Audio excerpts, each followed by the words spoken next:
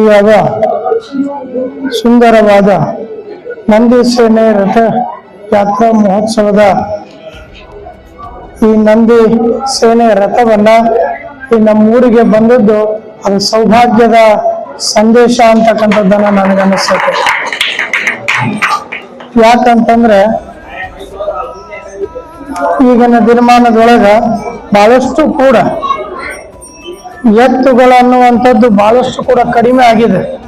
ಅಂತ ಸಮಯದೊಳಗ ಎಲ್ಲರನ್ನ ಎಚ್ಚರನ್ನ ಮಾಡುವಂತ ಶಕ್ತಿ ಆ ಭಗವಂತ ಮಲ್ಲಯ್ಯ ಆಗ್ಯಾನ. ಆ ಮಲ್ಲಯ್ಯನ ವಾಹನವಾಗಿರ್ತಕ್ಕಂಥ ಆ ನಂದೀಶ್ವರನೇ ಈ ನಂದಿ ಸೇನೆ ರಥಯಾತ್ರೆ ಅವನೇ ಕಳಿಸ್ಯಾನೇನೋ ಅಂತ ಒಂದು ಆ ಭಾವ ಅದು ನಮ್ಮೆಲ್ಲರಿಗೂ ಕೂಡ ಆಗಿದೆ ಅಂತಕ್ಕಂಥದ್ದು.